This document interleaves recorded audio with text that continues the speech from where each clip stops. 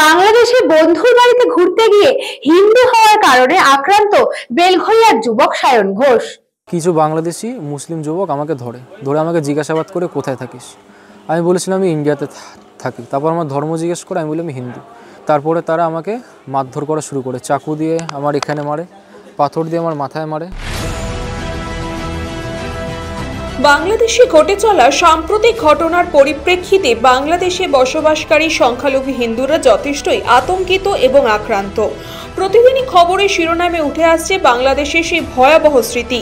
এবার সেই বাংলাদেশের বন্ধুর বাড়িতে গিয়ে আক্রান্ত বেলঘরিয়ার যুবক সায়ন ঘোষ। বেলঘরিয়া ৩৫ নম্বর ওয়ার্ডে দেশপ্রিয় নগর এলাকায় সোনার বাংলা, বছর ২২ সায়ন ঘোষ। ২৩ নভেম্বর বাংলাদেশের ঢাকায় বন্ধুর বাড়িতে যায় সে। ২৬ নভেম্বর ফেরত আসার কথা, কিন্তু ফেরত আসার আগের দিনই তার সাথে ঘটে যায় সেই দুর্ঘটনা। ঢাকা শহরে বন্ধুর সঙ্গে বাজার করতে গেলে বেশ কয়েকজন মুসলমান সম্প্রদায়ের বাংলাদেশি মানুষ ভারতীয় হিন্দু জেনে সায়নের ওপর হামলা চালায়। মোবাইল, টাকা কেড়ে নিয়ে ছুরি দিয়ে, ইট পাথর দিয়ে আঘাত করা হয় সায়নের ওপর। আমি বাংলাদেশে গেছিলাম এই মাসের নভেম্বরের ২৩ তারিখে, আর সেই আমি ২৬ তারিখ রাতে আমার ফেরার কথা ছিল। তো আমার সেই পরিচিত বন্ধু বলে যে চল ভাই একটু আইসক্রিম খেয়ে আসি গিয়ে।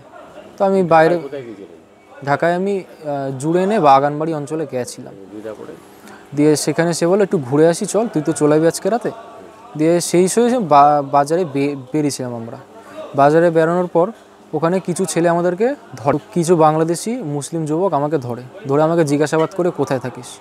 আমি বলেছিলাম আমি ইন্ডিয়াতে থাকি। তারপর আমার ধর্ম জিজ্ঞেস করে আমি বললাম আমি হিন্দু।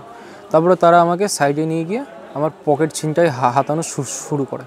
আমার মোবাইল কেড়ে নেয়, আমার টাকা পয়সা সব ছিল পকেটে, সেগুলো কেড়ে নেয়। তারপরে তারা আমাকে মারধর করা শুরু করে, চাকু দিয়ে আমার এখানে মারে, পাথর দিয়ে আমার মাথায় মারে।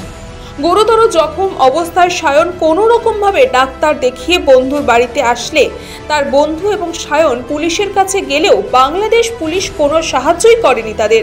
থানায় যাই, এই থানা সেই থানা, সব দিকে ঘোরাতে লাগে। এই থানা হবে না, আরেক থানা হবে, সেই থানা হবে না, আরেক থানা হবে। তারপরে চিকিৎসা করলাম, প্রায় একটা প্রাইভেট হসপিটাল গেলাম, সেখানে বললো এইখানে হবে না, অন্য একটা হসপিটাল হবে। এই করতে করতে ঢাকা মেডিকেল কলেজে যাই আমি। ওখানে যাওয়ার পর অনেক রিকোয়েস্টের পর তারপর আমাকে এই পুলিশ কেস করার জন্য যে রসিদটা দরকার সেটা আমাকে দেয়। তারপর আমার চিকিৎসা করে ওখানে কোনো রকমভাবে অনেক রিকোয়েস্টের পর দিয়ে না, পুলিশ কেস করতে দেয়নি। এরপরে বাংলাদেশের মুসলিমরা ভয় দেখায় কোথাও বেশি জানাজানি হলে বা অভিযোগ দায়ের হলে তাদেরকে প্রাণে মেরে ফেলা হবে। এরপরে আতঙ্কে ভয়ে পালিয়ে এসে সে অনেক কষ্ট করে গেদে সীমান্ত থেকে চেকপোস্ট দিয়ে ভারতে প্রবেশ করে। বাড়ি ফিরে কেটে গেছে কয়েক ঘন্টা, কিন্তু তার চোখে মুখে এখনো আতঙ্কের ছাপ। ভগবান আমাকে সেদিন শক্তি দিয়েছিল, তাই আমাকে হয়তো ঈশ্বরের ইচ্ছে আমাকে তারা মারতে পারেনি, নাহলে আজকে হয়তো আমারও এই বাংলাদেশে অন্যান্য হিন্দুদের মতন মৃতদেহই ফিরত এই দেশে। চোখের সামনে সংখ্যালঘু হিন্দুদের ওপর অত্যাচার দেখিয়ে আতঙ্কে রাতে ঘুম উড়েছে বছর ২২ সায়নের। এখন সে আতঙ্কে আছে। সে তো ফিরে এসেছে, কিন্তু তার বন্ধু এবং তার পরিবার সেখানেই রয়েছে। খোঁজ নিয়েছি, তাদেরকেও সম্পূর্ণ শাসনের উপরে রাখা হয়েছে। তাদেরকে অনবরত ভয় দেখিয়ে যাওয়া হচ্ছে যে যদি তারা কোনো রকম পুলিশ বা প্রশাসনের দ্বারস্থ হয় তাদেরকে মেরে ফেলা হবে বা তাদের কোনো রকম ক্ষতি করে দেওয়া হবে। বাড়ি ফেরার পরে বেলঘরিয়া থানায় অভিযোগও দায়ের করেছে সায়ন, এবং আগামীকাল অর্থাৎ সোমবার কলকাতা থাকা বাংলাদেশ হাই কমিশনেও সমস্ত রকম অভিযোগ দায়ের করবে সায়ন এবং তার পরিবার।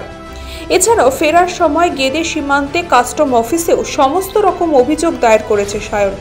এত বড় ঘটনার পর আর কোনোদিনও বাংলাদেশে যাবে না, এমনই ভয়াবহ অভিজ্ঞতা হয়েছে তার। কৃষ্ণা পালিতের রিপোর্ট, নিউজ বঙ্গ টাইম।